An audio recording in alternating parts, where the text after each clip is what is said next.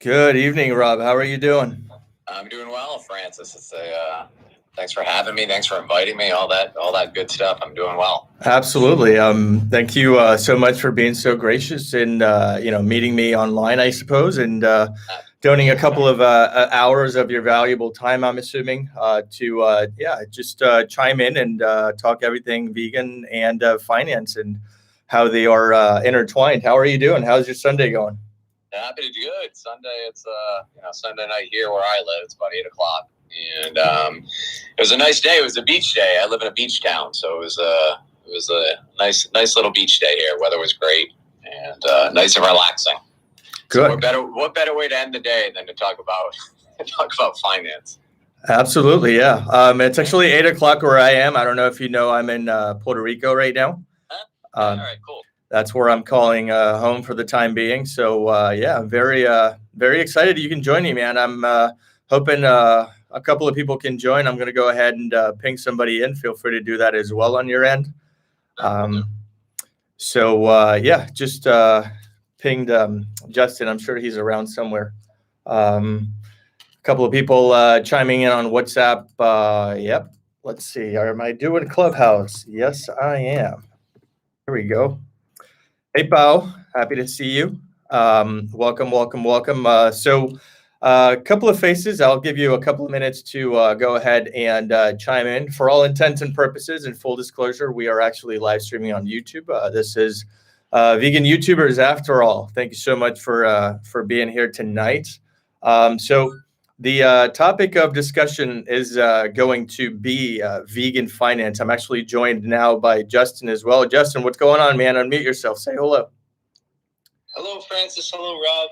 Hey, guys. Hey, Paula. Hi. What's up, Justin? Tamima. Hi, everyone. Your connection doing good? I think so, yeah. Okay, sounds good. All right. Yes. So, yeah, okay. So give me a minute. Let me get acquainted here. Let's see. Okay, let me temporarily limit hand raising for now. So, fellas, thank you so much for joining me. I hope you've been having a wonderful weekend. So again, this is going to be a interview style room. At least that's what I'm hoping that we can get out of this tonight. I'm hoping you and I could share the stage for a little while, maybe banter back and forth as far as some questions that I have tailor-made to suit your as a strong suit, I should say. So I put some together. First and foremost, my name is Francis. I doubt we haven't crossed paths anywhere on Clubhouse before. I happen to be a vegan activist for 4 years. I am the up-and-coming CEO of the up-and-coming Petmosphere app, whose goal is to become the only pet app that you'll ever need for anything pet-related, knock on wood.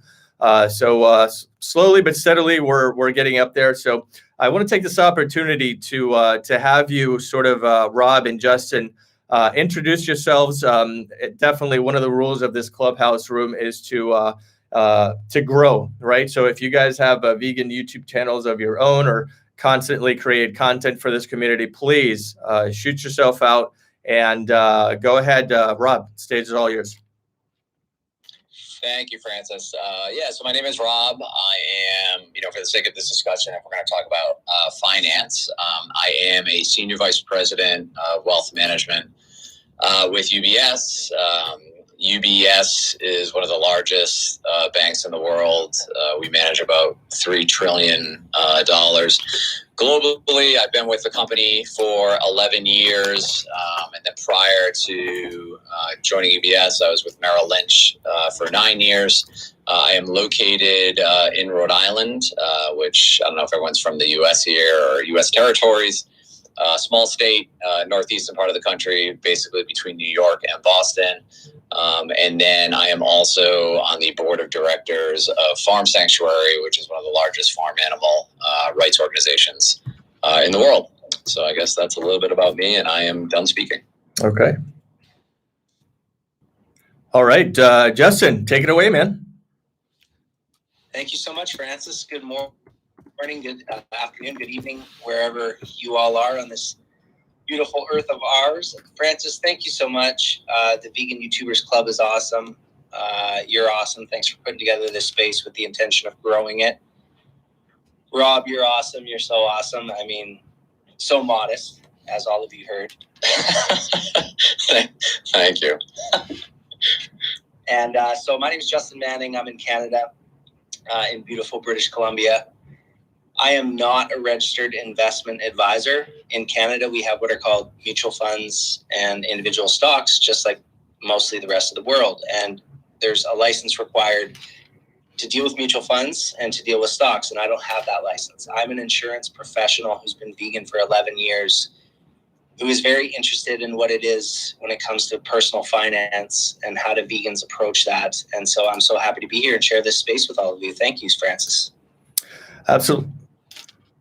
Yeah, absolutely. I'm actually very excited because during the past year and a half, I think I have been way more in tune with personal finances and investing and all that stuff. And so I know that there's a way, us folks, and by us, I definitely mean you guys, a way that we can go ahead and bridge the gap between our lifestyle and our financial choices and the things we do with our money, and talk everything about personal budgeting to maybe a little bit of plant-based businesses and so on and so forth. So for anyone in the audience, things might get a little bit jarring in the sense that we might pivot from one topic to another. I wanted to allocate at least 1 to 2 hours of discussion so that we can cover all of our bases for tonight.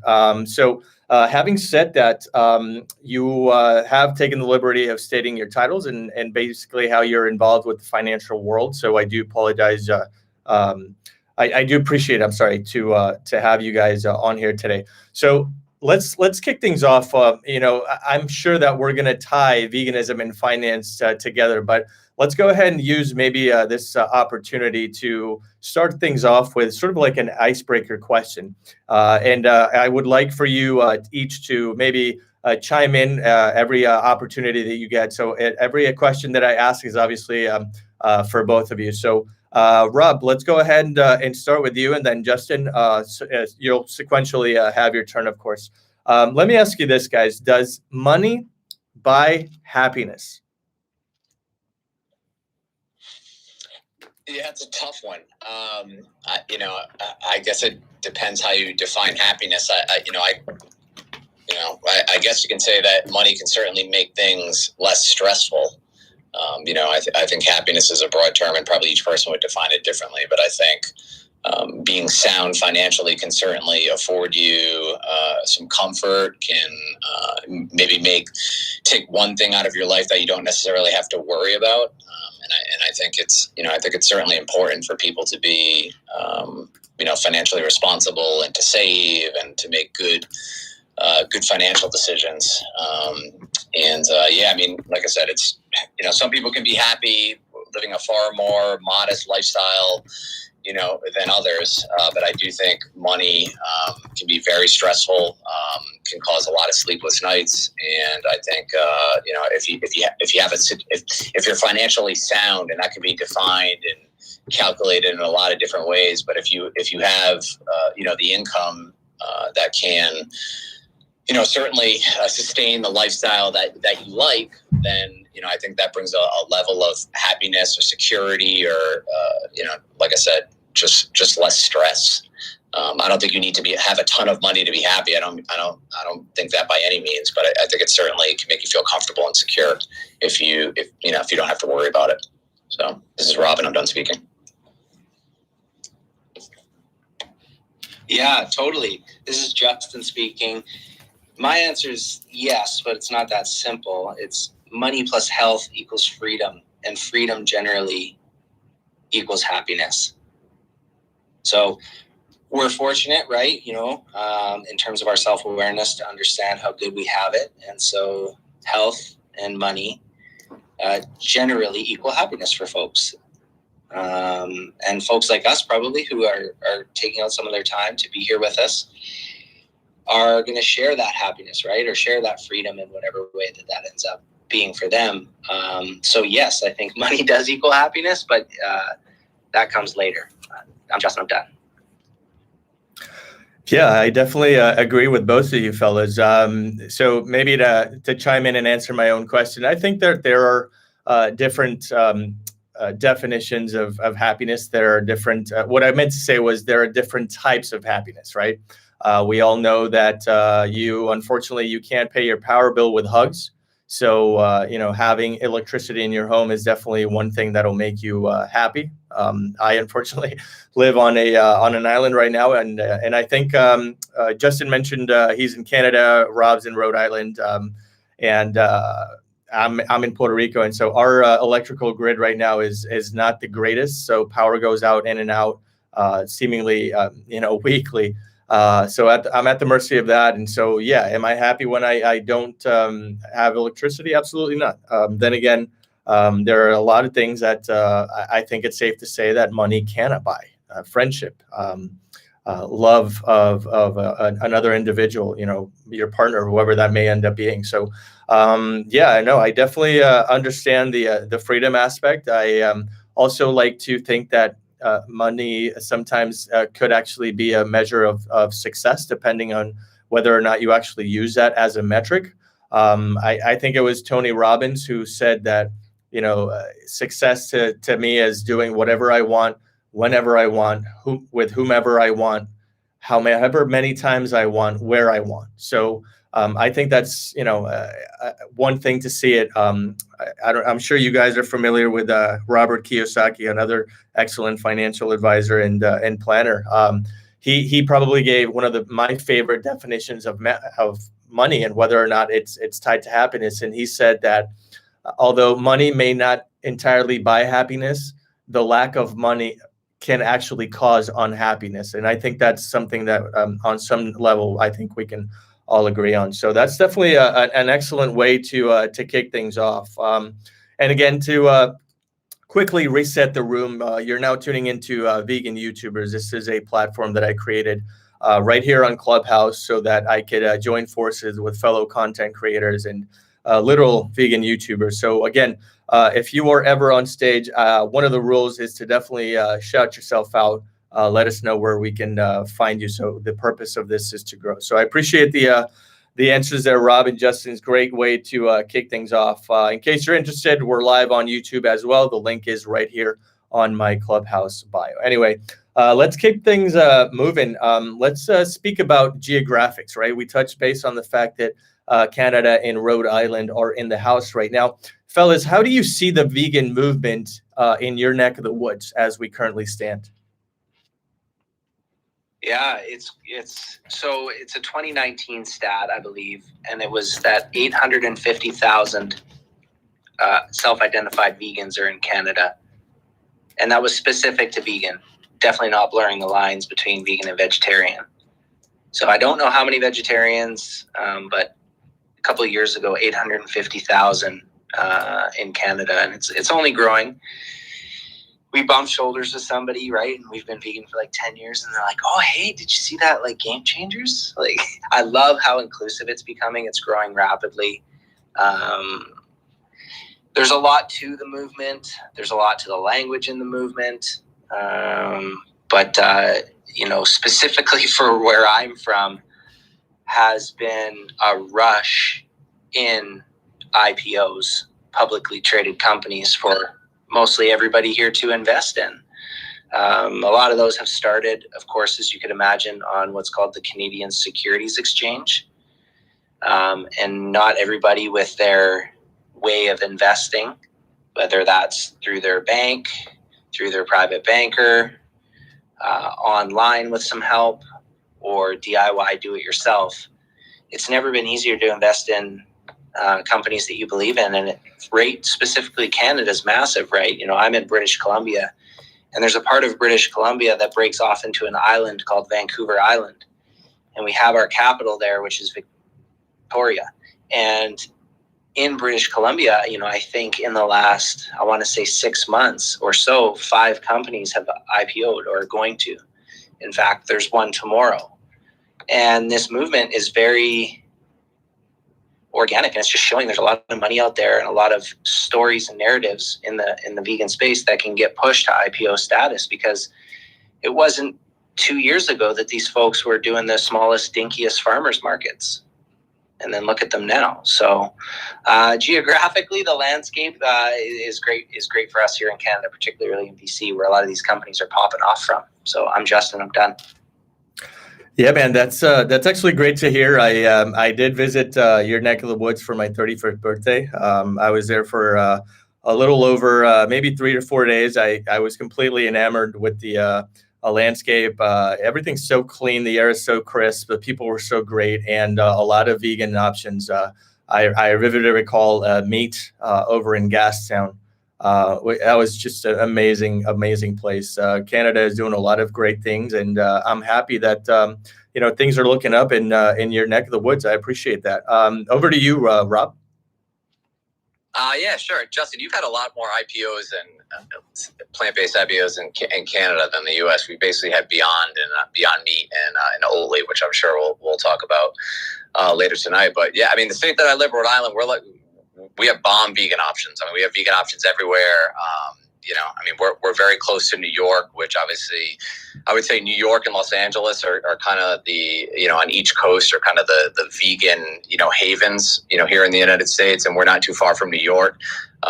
Boston is close too, although, I would certainly argue pretty strongly that Rhode Island is much more vegan friendly than Massachusetts, in particular Boston.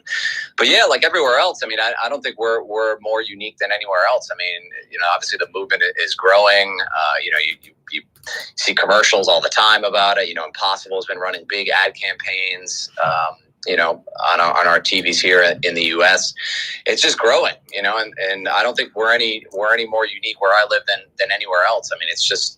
The amount of businesses that are popping up, restaurants in Providence, the capital of Rhode Island. We just had a vegan deli, vegan Italian deli, just open up, not too long ago. So, and I'm sure everyone else in this room where they live, they're seeing more and more vegan options, everywhere. So, I mean, it's certainly growing. And in terms of being able to invest your money in a way that is aligned with your values, there are more choices opening up. I think a lot of this vegan investing is still in its infancy, which I'm sure we'll touch on tonight. But it's encouraging no matter where you live. It's just encouraging, and all the fight and all the battling and all the conversations and the legislation and the activism and the protests and everything that we're doing, we're slowly but surely, we're seeing it, we're seeing that change. I've been vegan, 4.5, 5 years now. And, even over the past 5 years, it's changed, dramatically. So, it feels like, we're getting closer and closer to a tipping point. And I'm really enthusiastic about it. I just think all the efforts that all of us are putting in are you're seeing it, you're certainly seeing it. And, we have to continue to fight, continue to battle, probably for the rest of our lives. But, we are seeing change, and I think it's awesome. I really, really do. So it's Rob, and I'm done speaking. That's excellent answer, you guys. I too, here in Puerto Rico, I am seeing a little bit of light at the end of the tunnel. More and more, aspiring entrepreneurs are setting up food trucks and are buying into, brick and mortar stores in the hopes of, changing things one step at a time, namely through people's stomachs, which is fine by me. I mean, there are no small victories. And so if folks like yourselves in Rhode Island and Canada and everybody, tuning into the audience could actually adopt that same mentality of thinking globally and acting locally, I think this vegan world is fast approaching. I'm not gonna lie to you. I'm very hopeful. I don't know if we're going to be seeing this in our lifetime, but my hopes are up and things are looking up. So I do appreciate you letting me know about the status in your current city. So that's awesome. So the following question, again, I'm going to go ahead and pivot because we are in separate countries, and although they may be very, very familiar, I just want to tackle in this particular question two very important things as they pertain to each and every one of you. So I'm going to first ask Justin a question and follow that up with a question tailor-made for Rob as well. So Justin, how does being vegan tie into your quote unquote philanthropreneurship? And Rob, how does veganism factor into your seat on the board of directors for Farm Sanctuary? Yeah, I'm excited to hear Rob talk on that too, because that's some real admirable work. Philanthrepreneur, yeah, basically like being an entrepreneur and having that give back mentality. So that's sort of what that term philanthrepreneur means. For me, it's been donating to an organization in Canada here called Animal Justice. So they're Canada's only, I think, largest or only law firm that fights for animal rights, as you can imagine by the name, Animal Justice. And so there's that. Back in the days, I did a fitness fundraiser. It was fully catered with plant-based food. So it was clear that, there's questions about that. So any chance that I can get to give back to maybe a food bank like I did, sanctuaries all over the world.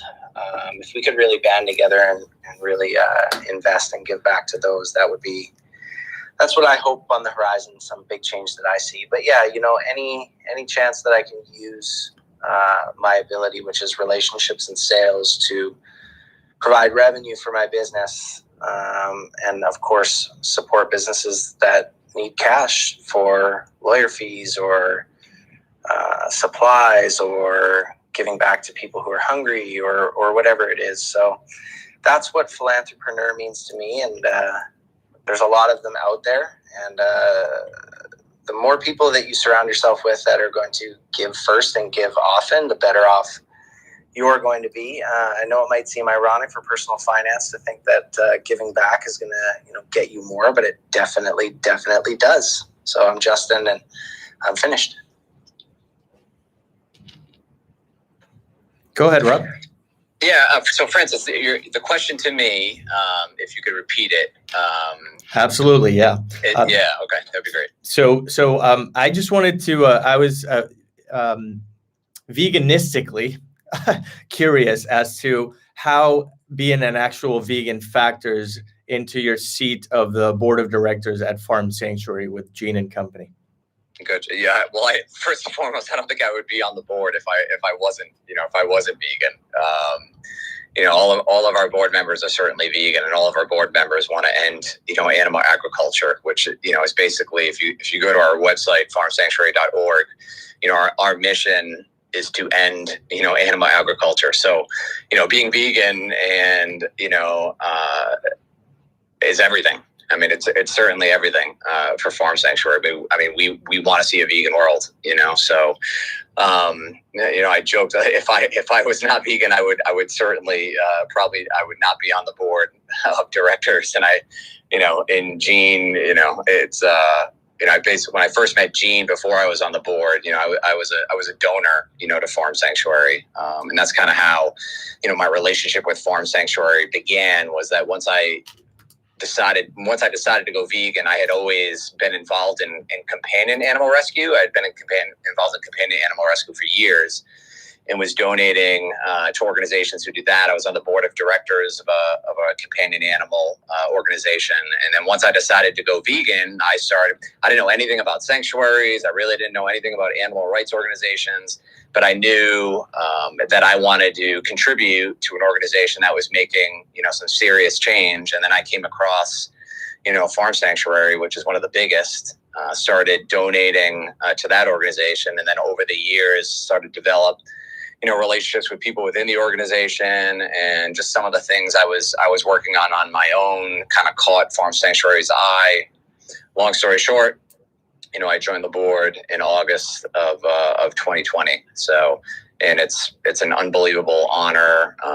It was very, very emotional for me to be asked to join the board of directors. For me, Farm Sanctuary was like, the pinnacle of if you had to name, 2 or 3 organizations, animal rights organizations that have just done incredible work and are really the gold standard for, animal advocacy, like Farm Sanctuary would be mentioned, amongst probably 2 to 3 others. So it was an honor for me. But yeah, I mean, being vegan and being for the animals is, the whole reason why I joined Farm Sanctuary. And if I wasn't like that, I wouldn't even be involved. So it is certainly it has certainly been a heavy aspect, to why I joined Farm Sanctuary and was asked to join the board. So this is Robin. I'm done speaking.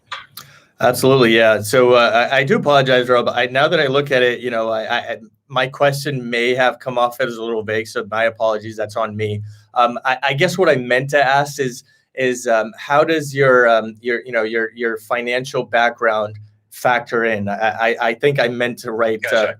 Financial background factor into your board seat. And again, I do apologize. Maybe I phrased it incorrectly.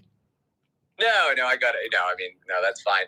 It has a lot to do with it. I think number one, when we look at our own investments, as an organization, we want to make sure that, those investments are in line with our core values.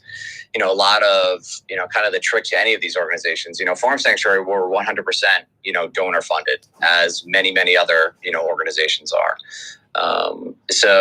And a lot of our donors, tend to be high net worth, ultra high net worth, things along those lines. So you have to know how to be able to communicate, with these people. And then, it's sometimes the people that you have to, like, I'm very involved in legislation, and, sometimes you have to be able to speak and articulate to those in power, those who have money. It's kind of sickening that you do, but you got to be able to know. You got to be able to carry yourself a certain way and speak a certain way, in order for people who are in power and charge, to take you seriously.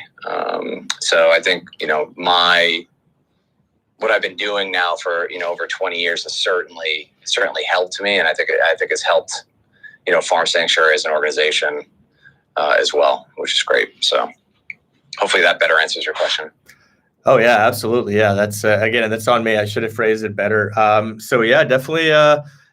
Sounds like you have your hands full, but I am also positive that you are using your expertise for the betterment, of the entire world, namely the animals. And so I think it's great things you guys are doing over at Farm Sanctuary. I've been following that account for quite some time, so I'm up to speed with your endeavors, and I'm hoping that things continue looking up in 2021. So I do appreciate that. Absolutely. So again, a quick reset. I'm going to try and do this every 15 or 20 minutes or so.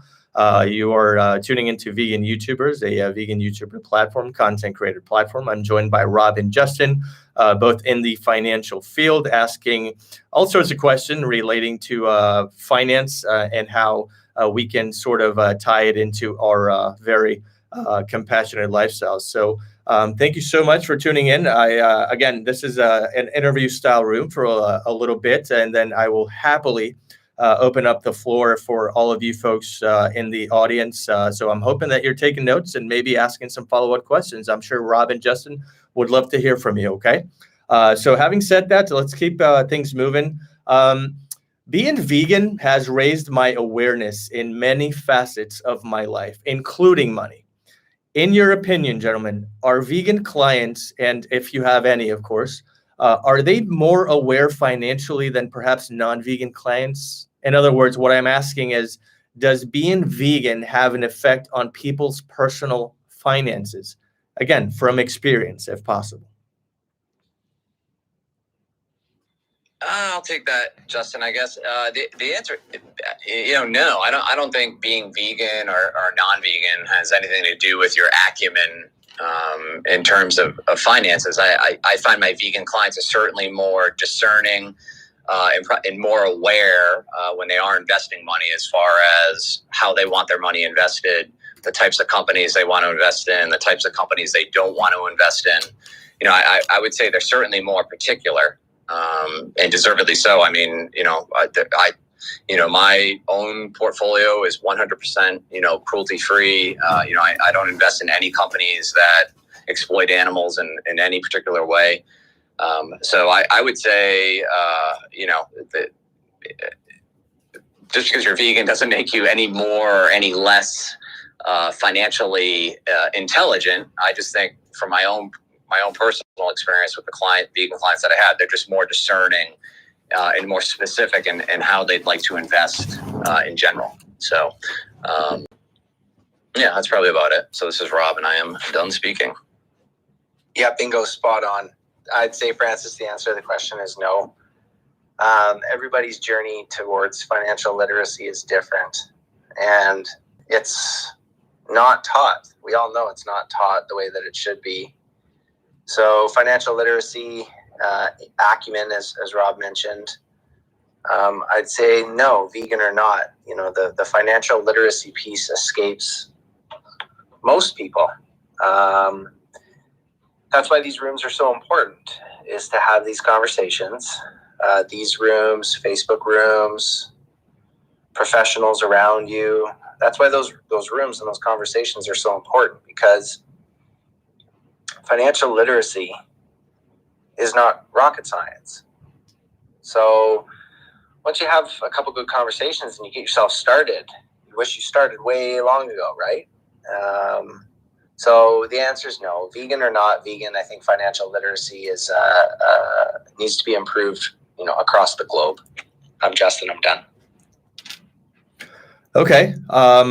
Fair enough. I have a reason why I chose to perhaps ask that question, and it's because of the following. Whenever I made the decision to actually go vegan, I thought to myself, you know what?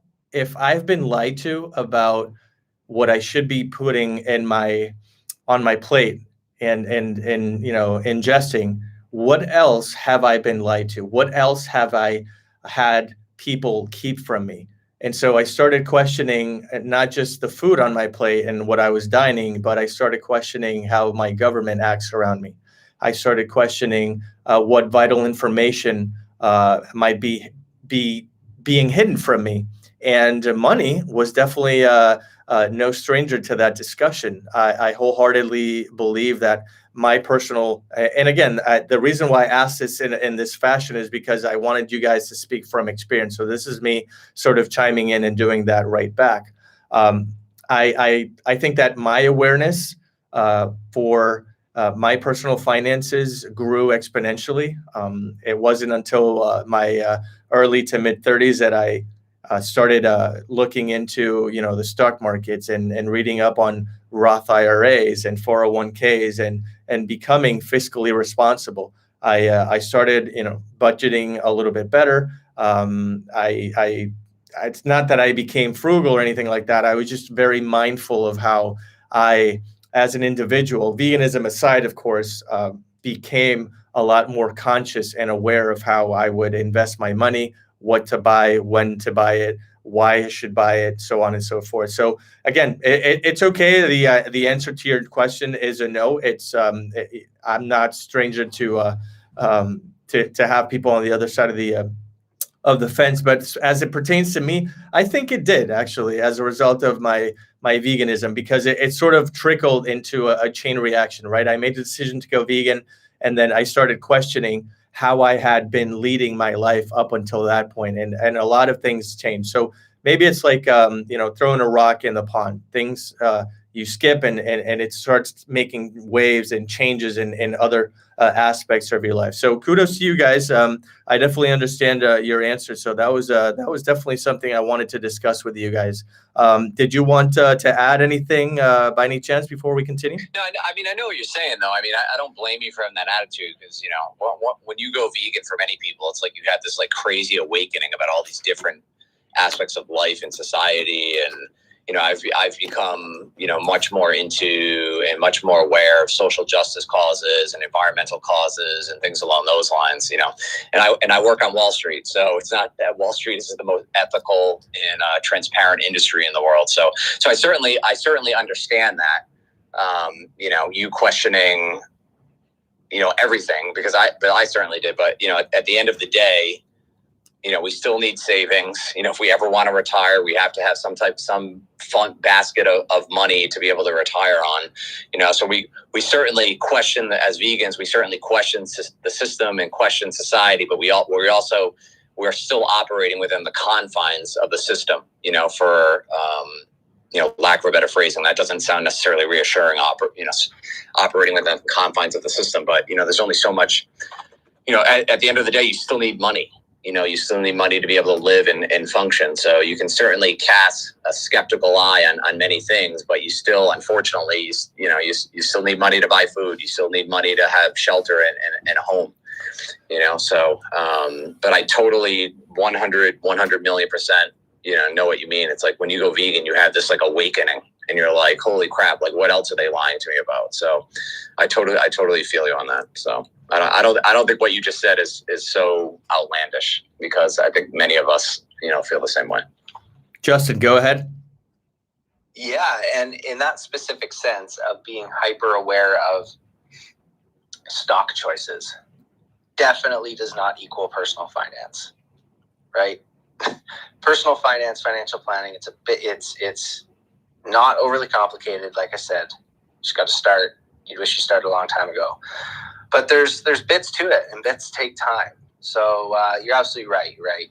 Plant-based vegan folks, they're very, very interested and hyper aware in their choices where they're investing. That's just one piece, though, right? Where you're investing is just one piece. So you're totally right, Francis. In my experience, that's like Rob exactly opened up with the answer to the question too. It's like, yes, these clients are much more discerning, much more aware of investing in cruelty-free vegan businesses. So you're totally right. I'm Justin. I'm done. So I'm actively listening, right, as I should be. And I just can't help but to make you a follow-up question based on something that you touched on, Justin, and that is the following. Why is it that most schools, not just in the Americas, literally anywhere in the world, do not teach our young students about the importance of financial literacy? Is it because perhaps they want the individual to just fall into the system of growing up, going to college, getting in debt, racking up credit card debt, getting a job that doesn't work? Now you're stuck in even more debt. I mean, it is. I hate to use this example. Obviously, we're all animal rights activists. But it feels like the guinea in the wheel, right? Do these governments and entities and corporations, are they not teaching financial literacy because they have their own hidden agenda? It's a little out there, but I feel as though sometimes I question of whether or not financial literacy is hidden from the average Joe because of that. What are your thoughts on that? My thoughts are it's very similar to the food choices and how we treat animals, and how that's sort of just a paradigm that's just perpetuated. There's not really alternative information out there. Personal finance wise, similarly to that, it's up to each individual. It's up to each household. That's where it starts, and that's where it gets really meaningful. Nobody just wants to have it be taught and be a hamster in a different wheel. You be discerning, figure out for yourself. And personal finance starts within the home, so that's why it's so great that we have this room, and it's going to continue growing, and people are going to invite their friends and follow your club and follow you, Francis, for putting this together. It's so great. I can't wait to hear from other people as well. I'm so happy everybody stuck around with us, and will continue to. But that whole paradigm, that whole business model feeds, like I mentioned, right? Like, you're right. Get in debt. Don't think about your food, just eat it. Don't think about the pills you're going to take, just take them. It feeds into that whole system. But once that tipping point happens, and we start using that system for our benefit and for the animals' benefit, everything changes. So we can't complain about the system too much. We just got to kind of change it from the inside out, and that starts within each one of ourself or our household. So I'm Justin, and I'm done. Rob, would you like to take this opportunity to add a little something? I think Justin, not really, because I think Justin summarized it well. So I would just be repeating his excellent comments. So I'm not that guy. So I'll let what Justin said stand, because I think it was great. Sounds good. Yeah, fair enough. Duly noted. So I want to ask a question there that I guess a lot of the folks here in this audience very familiar with. One of the many pushbacks, right, that we receive on almost seemingly on the daily when revealing our lifestyle choices is that, quote unquote, veganism as a whole is unattainable financially, right? How many times have we heard the fact that people think, oh man, I can't do that. You must be loaded. It's so expensive. What makes non-vegans believe that our lifestyle is in fact expensive in their eyes? What do you think? I think it's a defensive mechanism. I mean, any of us who have done any type of activism, whether it be Cubes of Truth, panel discussions, just interacting with your friends and family. I mean, it's when you tell someone you're vegan, a lot of people take that, even though you're not specifically saying that, they take that as a judgment call. Like even though you're not saying that, they take it as though you're looking at the other person, in a poor light. So I think that's a lot of defense mechanism. That's thrown back at you. I will, obviously there is a little bit of truth to the price disparity, but I think that's changing. So my firm UBS is a big believer in the plant-based meat movement.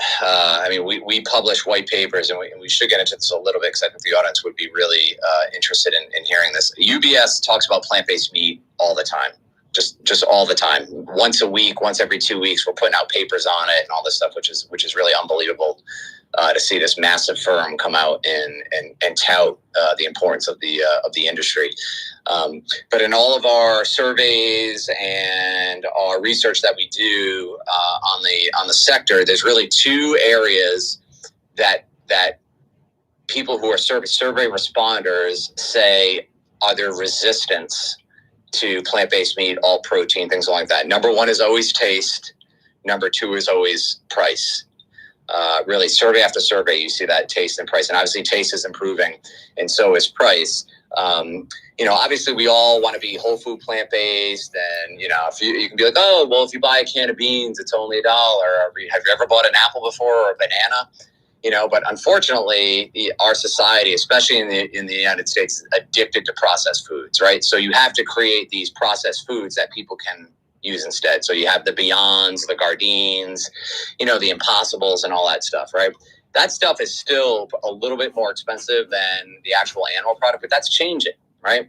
That as these companies go public and as they get more capital, this allows them to lower their price. As they can ramp up production, this allows them to lower their price. So I do think when someone says it's more expensive, I think they're taught, not only do I think it's a defense mechanism, but number two, they are looking at the Beyonds, they are looking at the Impossibles, and they're saying those things are more expensive. But that's changing, right? That's changing. If you look at some of the cell-based meat that really hasn't hit the U.S. market yet, if you look at a company like Memphis Meats, which I think they just actually changed their name, but Memphis Meat, one of the companies that's creating, cell-based meat, as of like a year ago, their cell-based beef was like $10,000 a pound, something around there, and as they continue to refine the technology, as they get more investment dollars, as they expand production, like all that starts to go down. And you're starting to see it with Beyond and Impossible. So, I think from a processed food standpoint, plant-based is still a little bit more expensive than animal products, but that's changing, and I think that's really encouraging. But obviously, if you go and buy bananas and apples and beans and broccoli and chickpeas and edamame, that it blows that argument out of the water. But I think a lot of people, when they say that, they're, again, one, is a defense mechanism, but then two, they are looking at the processed equivalents, and that's still a little bit more expensive than the animal product. But it's changing, and I think it's getting better. So, it's Robin. I'm done speaking.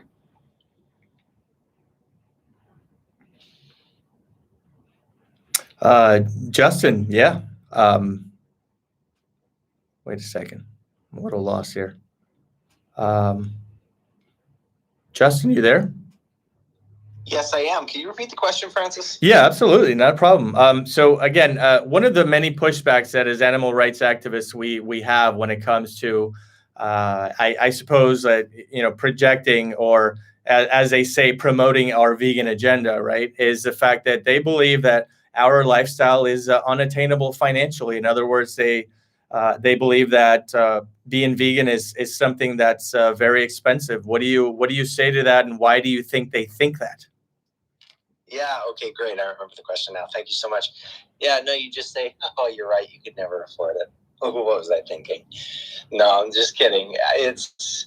Rob's points were amazing. Yeah, it's psychology, people giving themselves an out, right? Oh, I could never give up cheese. Oh, it's too expensive. Oh, it's too complicated, right? All these things just to give them an out. And so the response is, you just let people say how they feel. And hopefully, like all of us here on the stage, I know that's the vibe that I'm getting from talking to you two, is just continue to be the light, continue to share the information of what is changing, what is helpful to other people. And again, that tipping point, Rob, that's again, like so modest. It's like Rob basically just said one of the biggest banks in the entire world is publishing papers internally every week to 2 weeks on plant-based meats. So the majority of us here likely have a vision, and it's simple, a vegan world. And we all know how many positives that brings and how many things that helps solve. So I'm excited. I'm fired up. Hope that answers your question, but Rob kind of nailed it. It's a psychology defense mechanism. So let them have that out, right? Just let them have that out. Plant the seed. That's what we do with people, right? We plant the seed and we just keep spreading the light. So I'm Justin. I'm done. I agree with both of you. Yeah, Rob hit the nail on the head on that one. Just for a laugh here, let's play devil's advocate for a little bit. I sometimes believe that veganism can in fact be, or I should say, a plant-based lifestyle can in fact get expensive. That is, of course, if you're stopping and buy Whole Foods every single week and buying the food and the mock meats that's substitute for somebody who's trying to bridge the gap between animal products versus non-animal products. So in other words, what I'm saying is, if you're not careful, if you're buying the Rob, as Rob mentioned, the Beyonds and the Gardeins and the Daiya cheeses and the Violifes of the world, and sticking to the processed version of the foods that you love, then these companies are up and coming. They can't afford to lower the prices just yet. And so in some places like Whole Foods and, the equivalent here in Puerto Rico, it's called Fresh Mark. It's literally like a Whole Foods concept. The markup is outrageous. Add to that the fact that,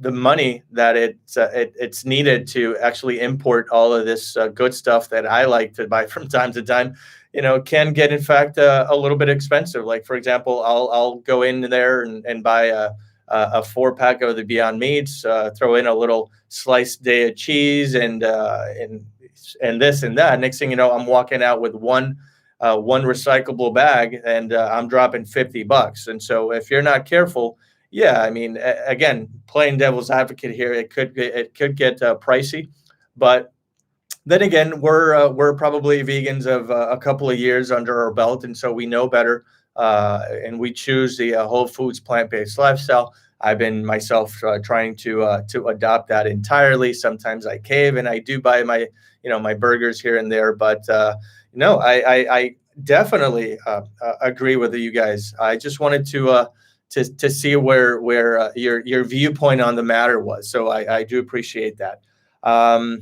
Let's see here. Let's get into the nitty gritty. This is actually one question that stemming from the recent activities in the investment world.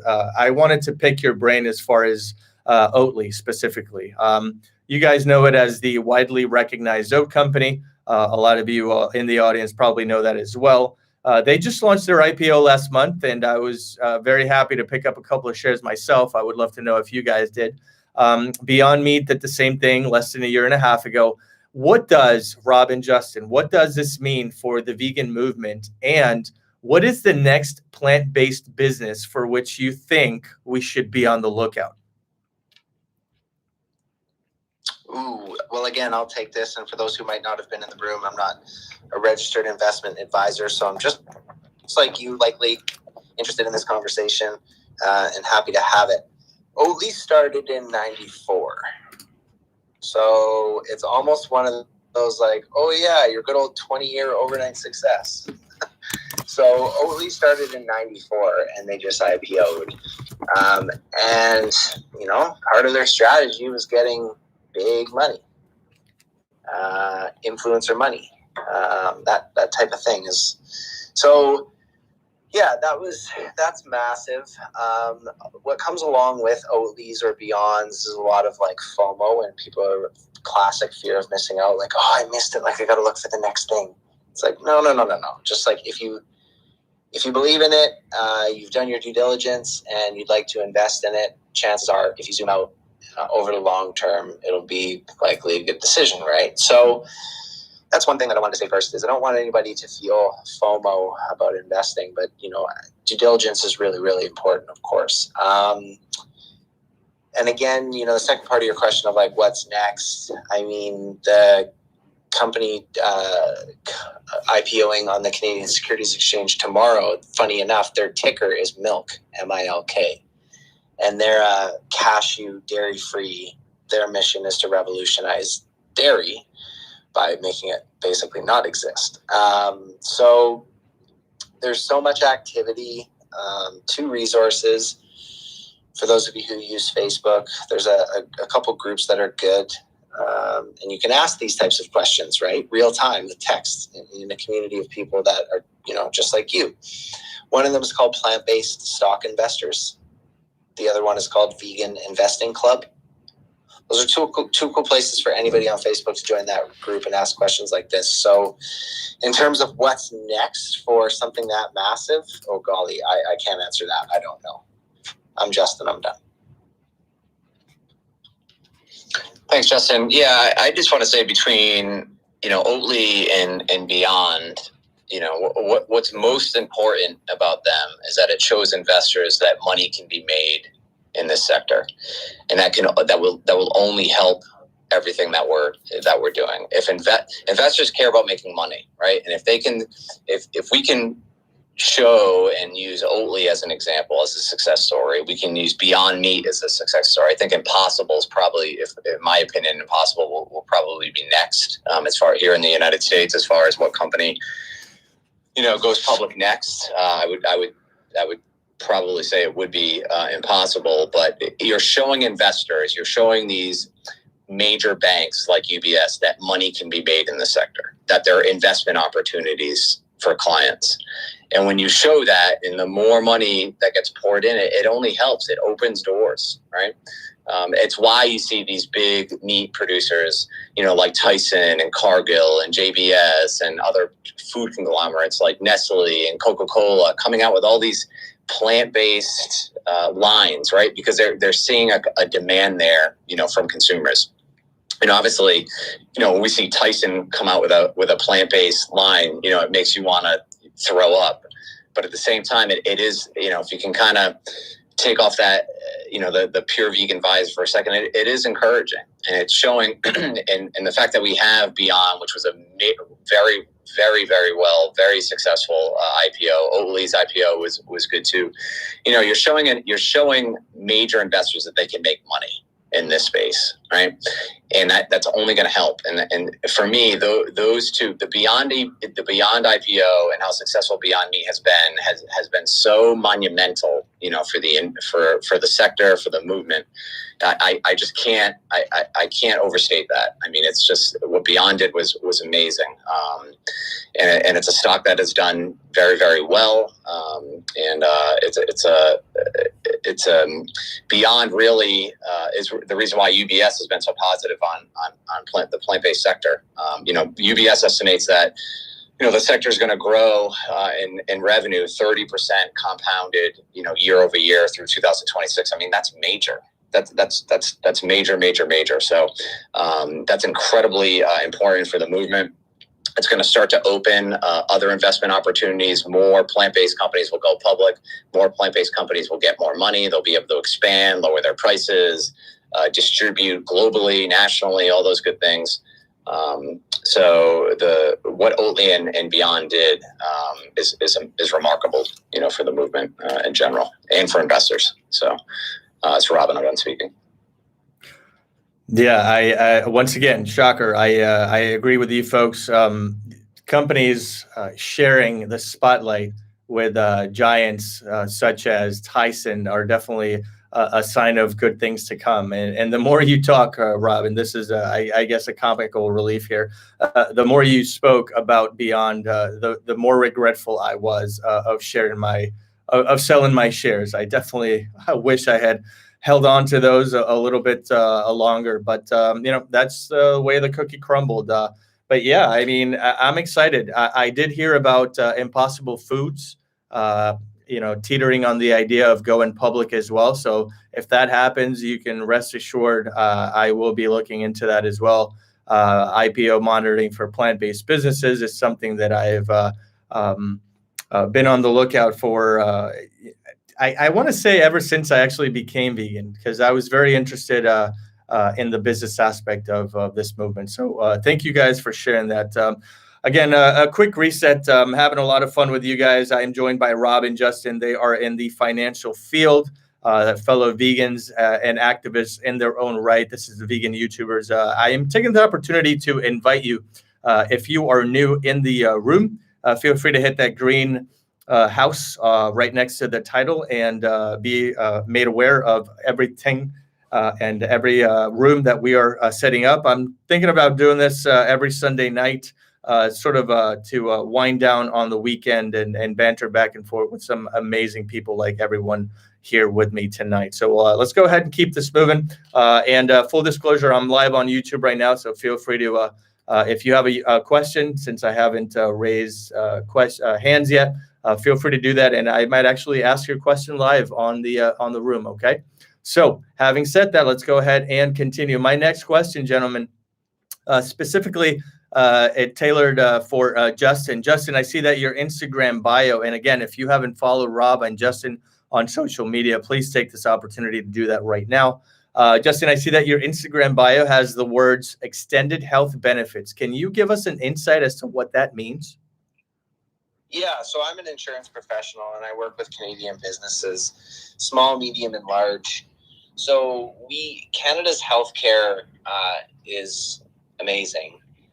However, extended health benefits are things like the dentist, going to a massage, going to your chiro, physio, kinesiologist, nutritionist, things like that here are extended health benefits. And businesses, it's a cost of doing business. If you want to have the right talent, attract the right talent, and retain the right talent, you need to be making sure that you're creating an environment where people feel honored and valued, and that there's room for them to grow and room for them to, have their ideas created within the business.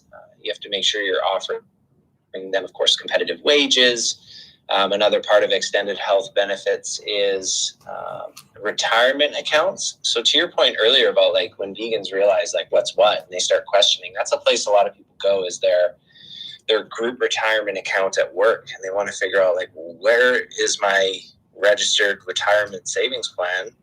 Where's my retirement plan money? Where's that being invested? And then those questions start to come up. So extended health benefits is encompassing of health benefits for service providers and group retirement plans for retirement savings. So that's what I help Canadian businesses with. Thank you. I'm Justin. I'm done. I'm sorry, I had left my mic on. I didn't realize. So Justin, thank you so much for clearing that up. The reason why I felt the need or the desire, I want to say, to ask you that question is because I and this might be crazy to think, but I believe that folks who take care of themselves, who eat plant-based, who eat this scientifically sound lifestyle, should actually be given a lot more benefits in terms of health. Like maybe their premiums on their insurance should go down because they are a certified plant-based nutritionist, or they lead a holistic business and things of that nature. Now, granted, I know you're in Canada, Rob and I are technically in the U.S., Rhode Island and Puerto Rico, a territory, of course. So we don't share the same health benefits as you folks north of the border. So am I crazy to think that somebody like a plant-based animal rights activist like most of us here should have a little bit of a leeway in terms of insurance? Is that crazy to think?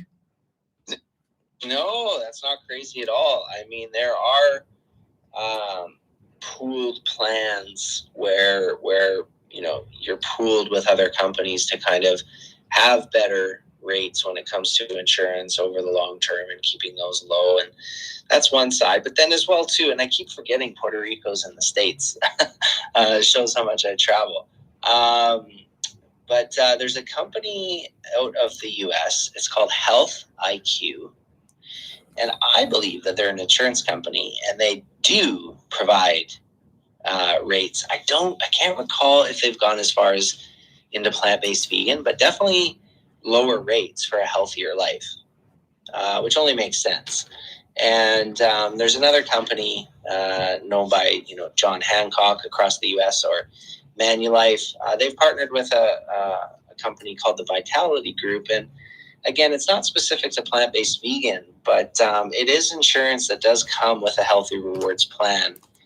And every year when you do get your physical, your vitals, your blood draw, and everything like that, and that's all included in this as a health plan.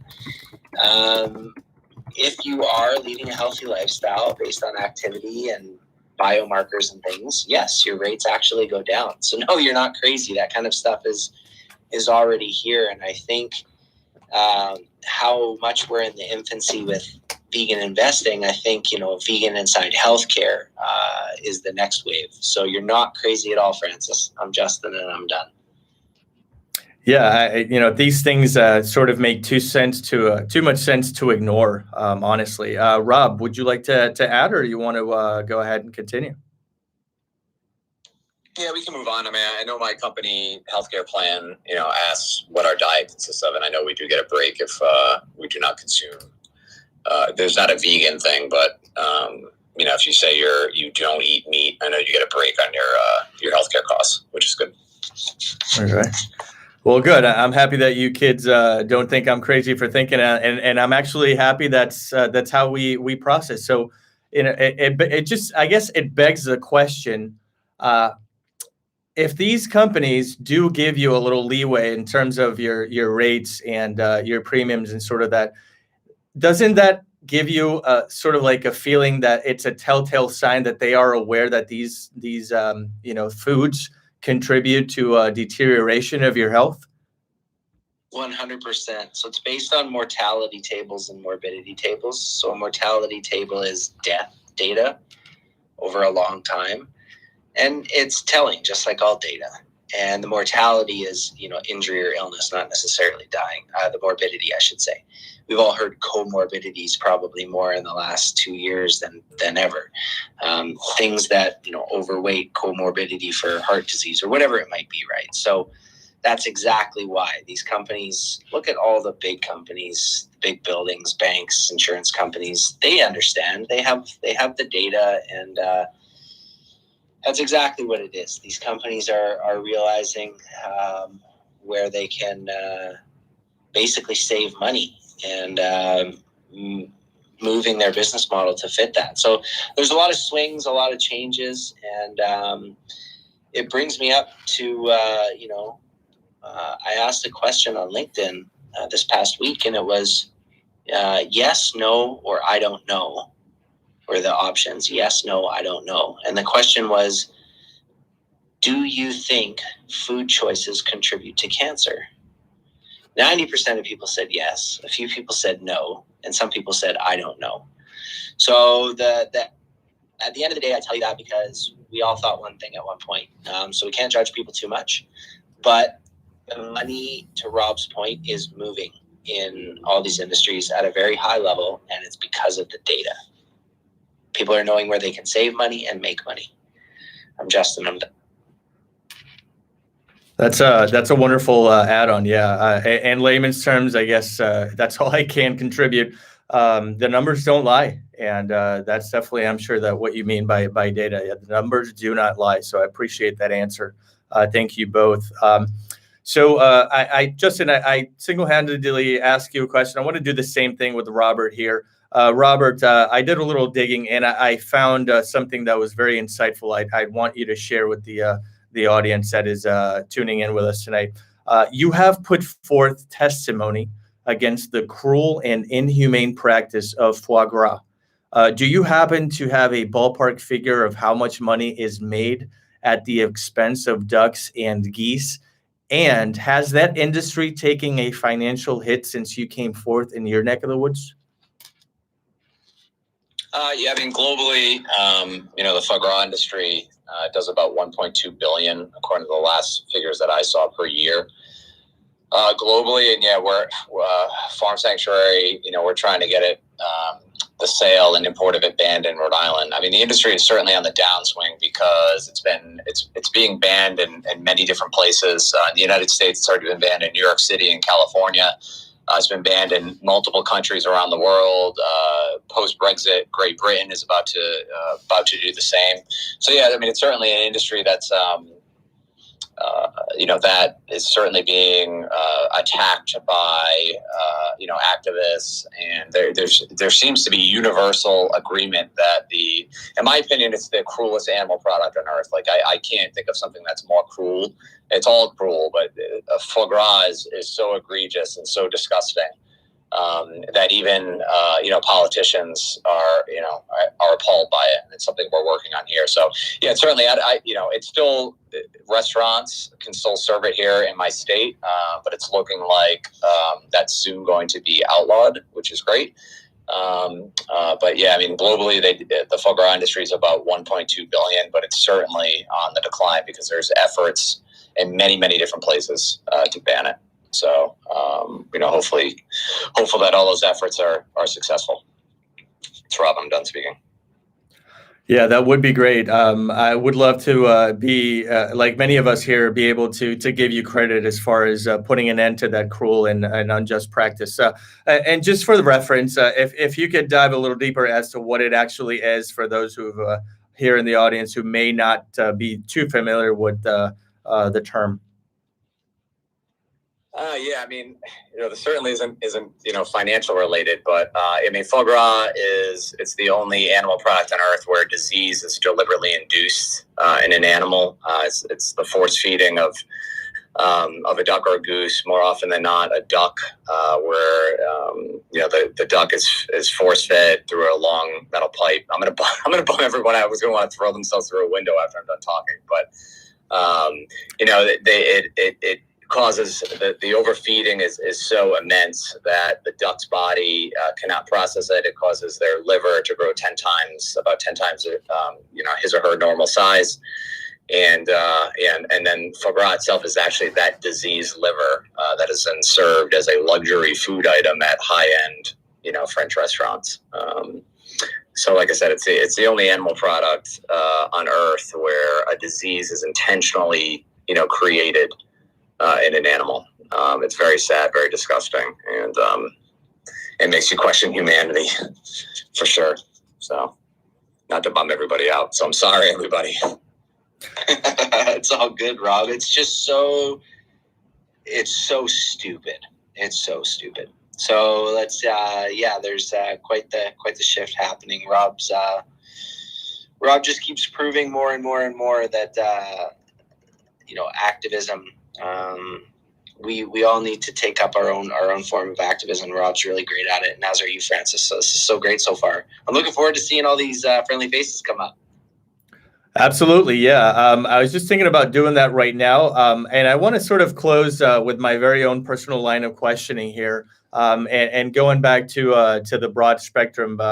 And yes, Rob, it's not to bum anybody out, but it's sometimes we need a friendly reminder as to why we're actually fighting on behalf of the voiceless. So again, it may be a little descriptive in nature and graphic to some extent, but at the end of the day, it never hurts to have a weekly reminder of of why we do what we do. So thank you for that, Rob. So I'm going to close this this set of questioning with one very important one that I think we can all benefit from hearing the answer. What is the best piece of financial advice you would like to share with the vegan community, and why?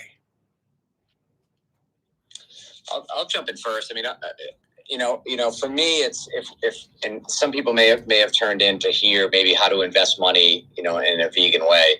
And for me, it's once you get to that point where you are investing money, whether it be a large amount or a small amount. I mean, we all see there's a lot of people involved in Robinhood now, and because the market has done so well over the past 10, 11 years, more and more people are opening their eyes, to investing.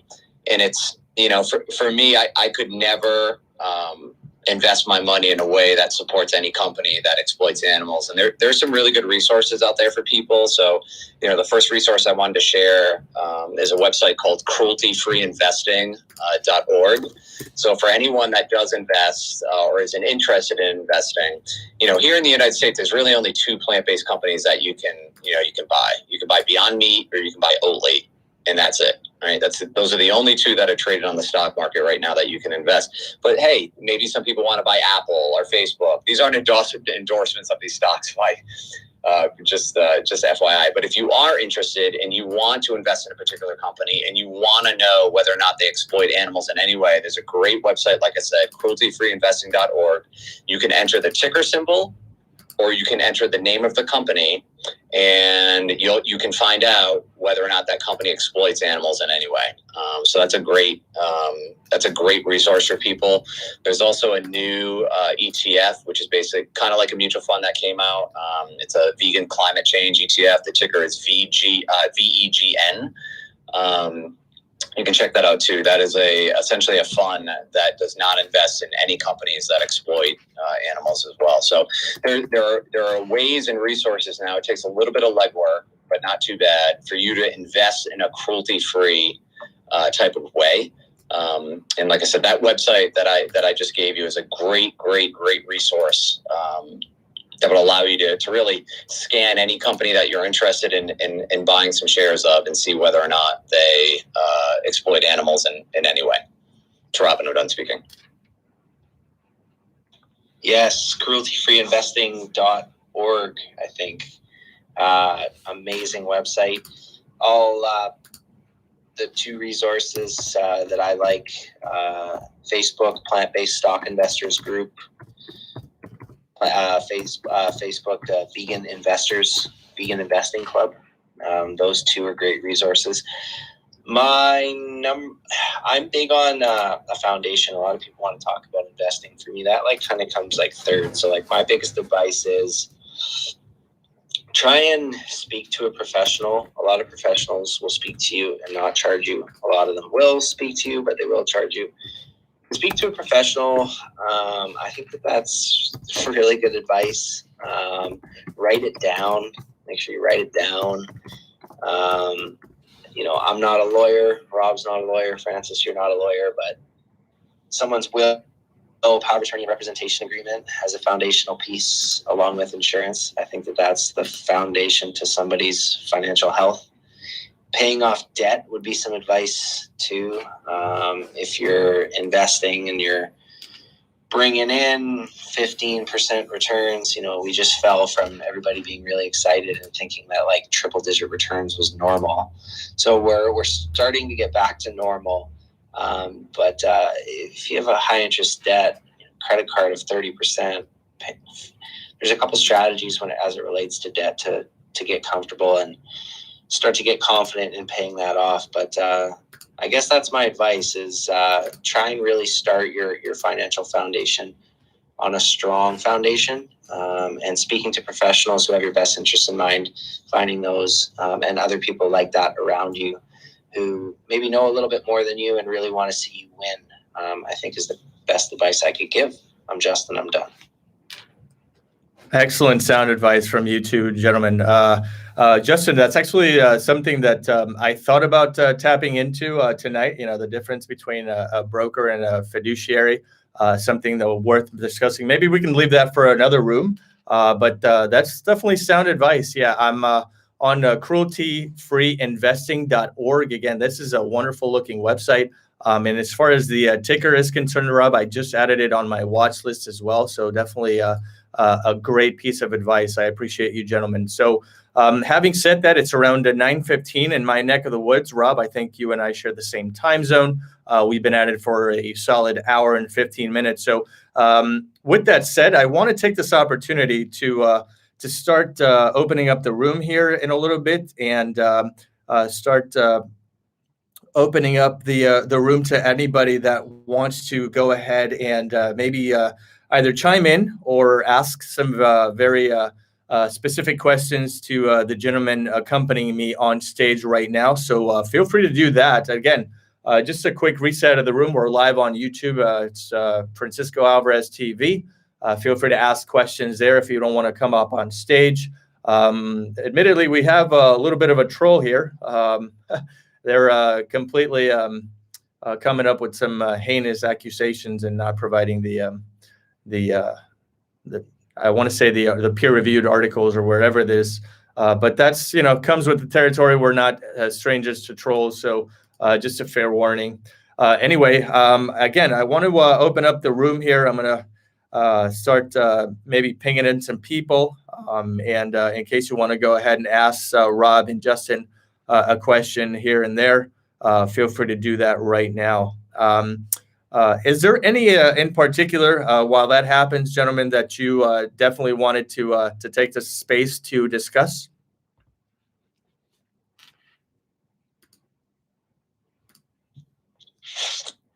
Nothing in particular. No, I'm happy to answer any questions. And like I said, I know, being vegan, is important for me to make sure that my money is aligned, with my own personal values. So I'm certainly happy to take, and Justin as well. We're just certainly happy to take questions. That's why we're here. So.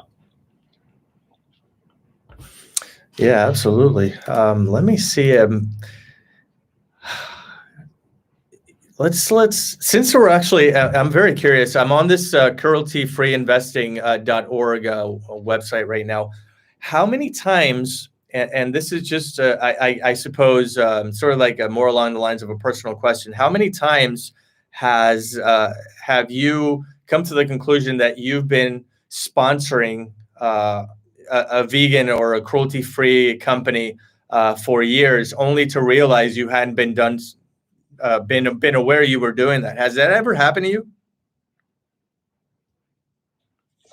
That's a good question. I mean, from an investing standpoint, no. And I'm just trying to think from like a lifestyle standpoint. Yeah. If I've been a believer and supporter of a company and then found out that they were vegan. No, I can't say I have, man. I'm Justin. I'm done. Yeah. What about you, Rob? Has that ever, have you encountered, wow, I've been buying this for years now, and I had no idea I was actually investing in a plant-based company, cruelty-free company? No, not necessarily, but I think there are companies, when you're deciding whether or not you want to invest in a particular stock, it depends how strict you want to be. I mean, personally, I'm very, very strict, right? So like Amazon's a good example. I mean, Amazon necessarily isn't a company that's, creating products via animals, but they do have leather products on their platform. They have wool products on their platform. They have they have detergents and cosmetics that are tested on animals. So, it really depends how strict, you want to be when it comes to investing. But I think Amazon's a great example of a company that, I've with vegan investors who some may say I'm not going to invest in a company like Amazon. Some may say I will, because they're not directly creating products via cruelty, but they are, but they do deliver products that are made, via cruelty. So, there are companies that are like, for lack of a better phrase, debatable whether or not you would invest in them. But I think if, for example, if you were to look up Amazon on crueltyfreeinvesting.org, they would classify Amazon as a company that engages in products that and engages in animal products. So, Robin, I'm done speaking. Okay. Yeah, no, it's definitely a good idea to always be mindful of where your products come from, your shampoo, your clothing, whether or not it was actually done with, questionable labor and things of that nature. So yeah, I was just wondering, I was 35 years old when I realized that Oreos were actually vegan. Considering whether or not there's a little bit of palm oil in there, they're literally vegan. Are they in line with vegan values? I don't know, but I had things of that nature. So anyway, we have our first stage presence here. Coach, thank you so much for being here. You have a question? Go ahead. Hey guys, how's it going today? Hey, Coach Ken, it's good, man. It's good. It sounds like you're getting your hair cut. How are you? I'm so sorry. I live in New York and we don't have central air, so I have different AC units on in my apartment, and this one just happens to be very, very noisy. So, let me actually see if I can turn it down. But no, it's not a problem, man. Not a problem at all. Go ahead with your question, buddy. Okay, so my question is, how do you all feel about going? So, say you have a project, right? How do you guys feel about going about, or how would you go about crowdfunding for a project that is vegan, and you want to make sure that you're getting supporters from, the vegan community and the vegan space? My question, so if you didn't understand, did you understand the question? I'm making sure you all understand. Yes, but feel free to go a little bit further. No, that's pretty much it, because it's vague. It can go into different, because veganism has intersectionality with many other industries. So just generally speaking, if that's okay. Yes, I'm a big proponent in that what I'm hearing would be to go into the communities that you've built via Facebook and ask questions about what you're looking to achieve. I know that there's an online publication called Vegpreneur. Vegpreneur sort of focuses on sending their membership and their community vegan plant-based companies to invest in that are private in the crowdfunding model that you kind of mentioned. So I'm a big proponent of asking the audience in which that you've built already, sort of sharing what's new and what you're up to. Vegpreneur is another good resource, I would say. What do you think, Rob? Yeah, Justin, I was going to say social media. I mean, in any type of grassroots, fundraising operation, I mean, you kind of, friends, family, social media followers, it sounds cliche, but, that's kind of, Coach, I don't know how much money, you're necessarily looking for and how much you're looking to raise, but, I think, you try and find like-minded folks who would be aligned, with the, with whatever project, you're working on. I mean, you need seed money, you need investment money to kick things off. So, you got to ask for the order, you just got to ask for the order. And I would go to, social media, friends, family, that type of thing. Great. Thanks. I appreciate it. Coach, hope that answers your question. While you folks were bantering back and forth, I was just hopping on Live Kindly. It just so happens to be one of my favorite platforms. I know the owner, Jody. She's in Switzerland right now. I don't know if you guys are in tune with the plant-based, or I want to say non-vegan investors into the vegan a movement, right? And so this is definitely right up your alley as far as veganism and finance are concerned. How do you guys feel about the likes of Mark Cuban? And I'm going to use this as an example. I'm reading an article that he invested $2 million of his own money for a do-it-yourself vegan milk machine. And it's definitely from Mark Cuban.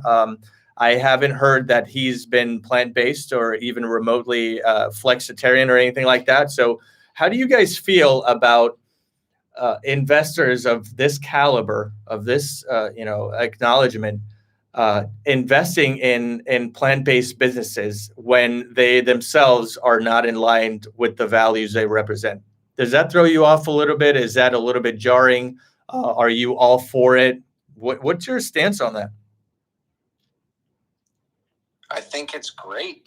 Like Rob mentioned earlier, people are paying attention. Investors are investing to have a return on their investment. So it is a pivotal shift in our lovely movement really being taken seriously. Again, the language, vegan, plant-based, whatever it might be, because at the end of the day, you know, when people say that they're vegan, generally speaking, it's for the animals. I think it's great. And who are we to judge? I didn't know what I didn't know for the first 23 years of my life when I was willfully, you know, directly contributing to the suffering of animals. We need to ask these individuals tough questions, I think, because they're doing this, they're putting themselves in the line for accountability. And so if we can eloquently communicate and ask them some good questions, maybe that will make them further along their journey to being vegan or eating 100% plant-based foods themselves. But in short, no, it's jarring in the best way possible. The big money is coming in, and that's how we're going to create what we all want to create, I think. I'm Justin, I'm done. Yeah, it's huge. I mean, you know, we can't treat veganism like it's the band that it's the band that we discovered before they blew up, and then we get all upset, you know, when the band, quote unquote, like sells out and becomes popular, right? So Mark Cuban, I mean, it's just money opens doors. It's a reality of the world that we live in. You know, money opens doors, money brings power, money brings influence. And when you see someone like Mark Cuban, you know, come out and invest in a company, and you see other non-vegans come out and invest, you know, anyone that has this type of investment dollars coming in and invest in a vegan company, it's huge, because that's how these companies blow up and they become more popular and they get more visibility and they get better distribution. And it's huge, you know. It's anytime I see anything like that, for me, it's a positive. Who would have ever thought someone like Mark Cuban would be investing in a vegan company 5 years ago, 6 years ago, 10 years ago? No one even thought it was possible, you know. So it's huge. These things are huge, and we shouldn't be upset by it. It just shows how much momentum, you know, this movement has, and it's beautiful. I think it's a beautiful thing. I love that comparison, Rob, to the band, and not being like the salty fan who's like, wait, that's my band. Yeah, that's exactly what we need to avoid. We need to avoid being divisive in our movement.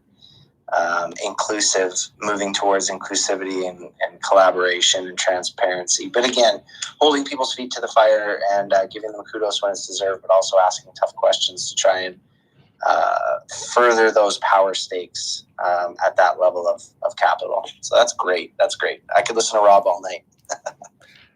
Yeah, so can I. In full disclosure, I think that Justin and I were going to go at it, but you know, it was his idea to bring Rob up because I genuinely think he's been a wonderful, great addition and a very knowledgeable. So I do appreciate you folks both being here. I agree.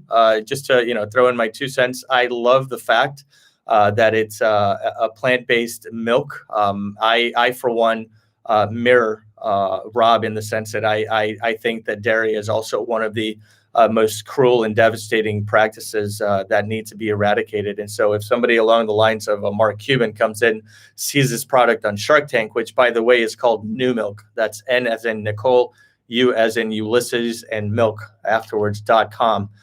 Check it out. It looks like it's a wonderful product. I think it's sitting right now on a Kickstarter campaign. I think I would definitely invest. I mean, I'm seeing here an Instagram post about 90% less carbon footprint, organic ingredients, nutritious, delicious, made fresh, of course. And so, yeah, we vote with our money. You know, we can't cover the sky with our hand here. Everything that we purchase, we are literally telling that business that we want it to continue because I enjoy what I get in return. And so if we use our money wisely, we can ourselves be the ones that create a vegan world. So great answers. So happy to see new faces. Shreya, I think you were up first. Thank you so much for being here. A question for the gentleman. Yeah, thank you so much. I had to hop off real quick because I was talking to my dad, but I'm back on. And I did catch the last few moments you're talking about New Milk, and yeah, they're fantastic. I'm a writer for Veg World magazine, and they sent me some of their products, and it is so good. It is freaking fantastic. Their milks are amazing, and it's very different in that there's no pulp residue that's left after they make their milk. Their process is just so fine that there is no pulp left over. So there's no food waste in their process. So they're a fantastic initiative. So definitely support them. My question specifically is to do with the Roth IRA or 401k investments that companies do. I'm just reminded of the case in, I think it was somewhere in the UK, where veganism was recognized as under the eyes of the law that cannot be discriminated against. And it was the case essentially was the company was investing in non-vegan friendly efforts. So I was wondering, for those folks who are not in in animal rights as their full-time job, and their company is investing in other non-vegan friendly or non-environmental friendly, animal friendly businesses, what advice you would have for folks who are in that space when it comes to their 401k or that umbrella of investments. This is Shreya, and I'm done speaking. Yeah, it's really hard, Rob. This is Rob. Shreya, thank you for your question. Happy Father's Day to your dad. It's hard. Certainly, I work for, I'm on the board of Farm Sanctuary, but I work for, a large bank, and, in my 401k, it's difficult, to be cruelty free within my 401k, because you're only given, in a 401k, you're given a menu of mutual funds, to pick from, right? So in that case, you're basically stuck. You're certainly stuck. And there's in the United States, there are no mutual funds that exist that are cruelty free. So unfortunately, within your 401k, you do the best that you can, because there's very little customization, within a 401k.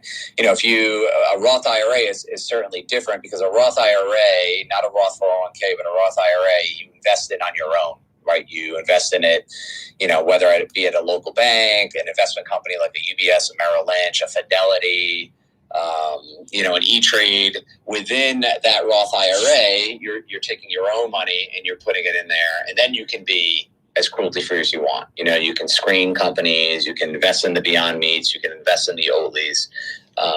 However, when it comes to the company that you work for, and you have your 401k, and you're given mutual funds to pick from, and that's it. A lot of people use those target retirement date, mutual funds, where you're going to retire in 30 years. So you pick the, retirement, 2051 fund, right? Unfortunately, there's really nothing you can do at this point. There's vegan investing is in its infancy. The best that you could probably do is if you have a socially responsible, a quote unquote socially responsible fund, or an ESG type fund within your 401k, you can pick. But even that, would still own companies that, exploit animals. So not to be the bearer of bad news, but within your own 401k at your company, there's really not much you can do at this point. You can't even really petition the company, because there's just no mutual funds that exist that are cruelty free at this point, which is sad, but we'll get there one day. This is Robin. I'm done speaking. Wonderful. Anything to go ahead and tack on, Justin, or are you okay with the? Yeah, that's great. Again, I'm up in Canada, so our terminology is an RRSP and a TFSA. And it's similar to what Rob said. There's going to be restrictions, and I understand, at least where we are up here, there's matching programs, right? So if I'm contributing to this savings or retirement account through my company's going to match some dollars. So to Rob's point, right, we could be that strict, and so we could forego that matching and instead invest in our own private account, right? Again, this is just back down to each investor's financial plan. But Shreya, I appreciate that question, right? Because it's coming from like what are my options, and can other people learn from these options and my questions and things? And to Rob's other point, as difficult as it is, I think again we're early right now, and things are starting to move towards where there will be companies that are offering cruelty-free investing as part of their fund, because that's part of their company ethos. So we'll get there, and I think sooner rather than later. Hopefully that helps, Shreya. No special sort of win them over, pull them over tricks or anything like that. Oh, yeah, thanks. I personally don't have to deal with this because I do work in animal rights full time, but I was just curious because through your conversation, I was reminded of that specific case in the UK. So in case other folks on the call were curious about how they can invest in their retirement ethically. So thank you for addressing that. Shreya and I've done. Shreya, thank you so much for your question. You definitely sound satisfied with those answers. So I'd like to take this opportunity to move on to Ms. Sharma here, that is also sharing the stage with us. I don't think I've seen you before, so thank you so much for being a part of this Clubhouse room. Take it away. Hi, I stumbled upon this room, and it's so nice and exciting to be here. I'm actually involved in a constitutional challenge, challenging an anti-animal rights law and looking at really interesting sort of constitutional protections and how vegans are defined and factory farming and all of that. But separately, I would like to know more about the vegan ETF and how it's cruelty-free as far as animals are concerned, but do you have any insight on vis-a-vis climate change and human rights? Yeah, sure. I think that's a great question. So I don't work for this for the ETF company, but I know the woman who created it. Her name is Claire Smith. She's based in Switzerland. She's actually a former UBS employee from back in the day. So the most of what you're seeing. So so if you actually look up the ETF, again, the ticker is V. So Victor, Edward, Gary, Nancy. From I don't know my military call signals. So I have no idea. But it's actually marketed as a climate change ETF, and within it, you're also not going to find you won't find energy companies in there. You're not going to find companies that have human rights violations. It really runs the gamut, which is great. The ETF itself, because it eliminates so many different companies, it's tech heavy. And finance heavy. So you're not getting like super great, diversification as far as sectors and industries, but it does eliminate basically any bad actor that you can possibly think of, whether it be animal exploitation, fossil fuels, human rights violations, arms, companies that deal with arms and weaponry and things along those lines. So it's I think right now they're maybe at about 30. The ETF itself has about 30 million to 35 million under management, at this point. So it's growing. It's still small, but it's growing. But it is the first vegan ETF and really the first of its kind. So it's a very novel idea, and I hope it's very successsul. That was actually. Yeah, it sounds fantastic. I don't know if I can access it through Canada. Sorry, I think I interrupted someone. No, you're good. Continue. Yeah, my other question. Sorry, can I just ask a quick question on factory farming? I know you're on the board of Farm Animals Advocacy Rights Organization. Where can I find statistics? Because in Canada, again, factory farming is quite rampant, and it is sort of explained away as small farms, but technically they're all commercial farms, and there's a lot of problems and nonsense that goes on. I don't know if any of you know about statistics and numbers, because I'm very interested in that for my own work. Yeah, absolutely. If you go to farmsanctuary.org, we recently relaunched our website maybe 8 to 10 months ago. And you just gotta navigate around a little bit, and it is chock full of any type of statistic. That you'd want to find on factory farming, animal agriculture. We have tons and tons of information on the website, so I would definitely encourage you to check that out. That's wonderful. Thank you. You're welcome. And Vibhu, this is Justin. Is that how we pronounce your name? Vibhu? Yeah, Vibhu. Vibhu. I'm in Canada too, and the investment vehicles that we have up here, right, like our RSP and TFSA, those, as I'm sure you know, those are the vehicles, and then the investment, gas that goes inside is going to be the different types of investments, and the vegan climate ETF that Rob was mentioning, that's totally available for you in Canada. So. Oh, that's amazing. Thank you. Are you in Toronto, Justin? No, I'm in BC. Great. Okay. Yeah. Thank you. How would any of you define the word vegan? Because it's typically defined as in relation to food consumption, but I think it is much broader than that, and it is political. It is. There's conscience and there's morals and ethics and all of that involved. I'm just curious how either or all of you would self-define veganism. To me, I define vegan equals anti-animal abuse. I'm Justin. I'm done. Yeah, I think we could probably do an entire room on this topic, but for me, it's for me, it's being anti-animal exploitation and just anti-oppression, in general. My veganism is certainly extended to, all types of, social justice movements. But, I think at its core, it's being anti-animal exploitation. But like I said, I think there's going to be a discussion, a whole other topic room that we could chat about this. That's very helpful, though. Thank you. Absolutely, yeah. We could definitely go off on a tangent. That's definitely right up my alley. Honestly, in one word, in the 30 seconds I've had to think about it, I think my summary would just be solidarity.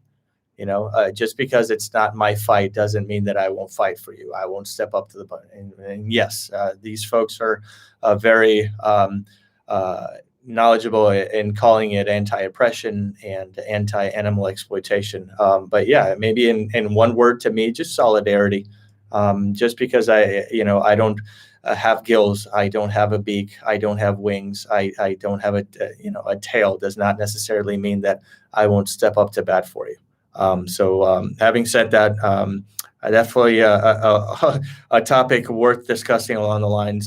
So again, one quick reset before I hand it over to Heidi. This is Vegan YouTubers. I've had so much fun talking about veganism, finance, and how they're inevitably intertwined with such bright minds on stage like Rob and Justin. So I appreciate you folks being here tonight. Still live on YouTube in case you want to just squeeze in a late night question here. But having said that, again, would love to have you hit that greenhouse so that you get notified of future rooms. And with that said, over to Heidi, please.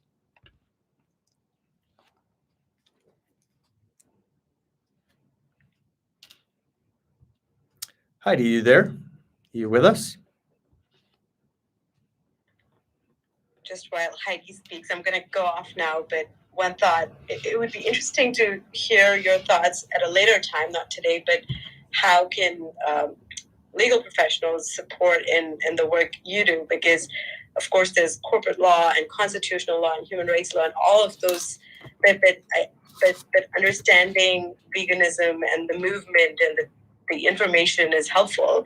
So any thoughts on that at a later time? I would be interested in listening and contributing. Thank you so much, Vibhu. And I know that you're in Toronto, and if you don't already know the folks over at Animal Justice, make sure that you get hooked up. I do know them, yes. Okie dokie. You have a wonderful evening. I gotcha. Okay. Thank you so much for contributing to that question. Great question, by the way. I don't know if Heidi's having a little bit of a technical difficulty, so she's just chiming in. Heidi, if you can unmute yourself, let me know. If not, we'll just go ahead and start wrapping up the room, unless, of course, somebody wants to come up on stage and squeeze a question here or there. Or just simply contribute to the question. I will let that happen for the next couple of seconds or so. Let's see. Having said that, yeah, go ahead, Justin. This is Justin speaking. Francis and Rob, let me ask you a question. Would you guys say that human beings are animals? In short, yes. I think that's a very convoluted answer, or a question, I should say, but one worth discussing.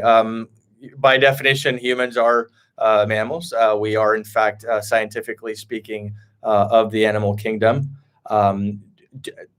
Judging by the way society functions, I think that we have a false sense of superiority. An argument can be made that we are, in fact, superior and the dominant species. But then again, we all know that we are, as our colleague Earthling Ed says, might does not necessarily equal right.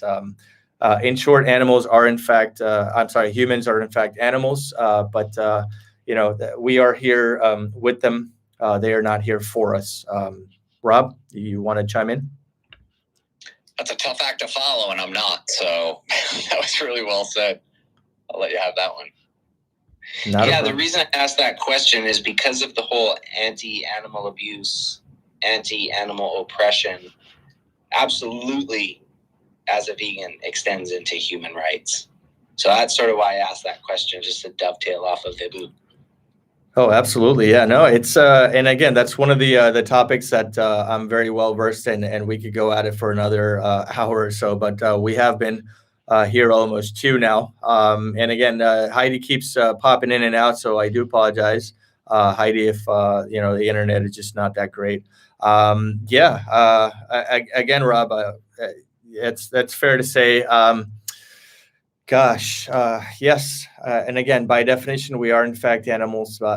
It just sometimes, and by the way, great question. It saddens me that we don't see ourselves as equals, right? That's basically the entire reason as to why we're even having this discussion. The fact that, we have created, flying airplanes, we have created moving vehicles, we have created all sorts of technological advances, and somehow, somewhere down the road, along the road, we have given ourselves this false sense of superiority, and for whatever reason, greed or just corruption, for whatever reason, we feel this unnecessary need to exercise it and exploit it and feel good about being the dominant species on the earth. When at the end of the day, and in all reality, we are doing way more harm than good. If we continue to do this and live the way we are living, as opposed to how animals would actually live if we would not exist, then our days would actually be numbered. Seaspiracy was a true testament of that. If I'm not mistaken, there's even a ticker on New York explaining how much time we have and the countdown going, unless, of course, we change our ways. So again, short answer is yes, we are animals. Long answer is way too long for tonight's festivities. Heidi, are you there? Nope. I guess she's going in and out. But yeah, fair question. Having said that, again, my name is Francis, CEO of the up-and-coming Petmosphere app. I was joined tonight by Rob and Justin, both in the vegan financial fields, activists in their own right. I have had so much fun during tonight's time together. I cannot thank you enough for being so generous with your Sunday evening And in case you folks are parents as well, I understand that here in the States, so we have our Father's Day. So happy Father's Day to you guys, if in case you are anyone out in the audience. And again, you've been more than generous with your time. Time is, to me, is one of the ultimate commodities, and I can't thank you enough for being so kind and sharing your knowledge with us tonight. Having said that, again, feel free to hit that greenhouse so that you are in tune with everything that's going on. In case you're interested, I am liking this Sunday night, 8 p.m., hosting a room and also live streaming in case you want to catch a visual part of that. I've taken the liberty of also recording this on my Canon camera, so I'll maybe put together a couple of tidbits of my favorite moments here and share them all with you so you can have a little playback. Anyway, having said that, Rob and Justin, any final thoughts, gentlemen? Yeah, this is great though. Thanks for having us. Totally appreciate it, and yeah, really enjoyed it. So thanks for putting it together. Yeah, I'm so happy that Rob was able to join us. Francis, thanks for putting this together.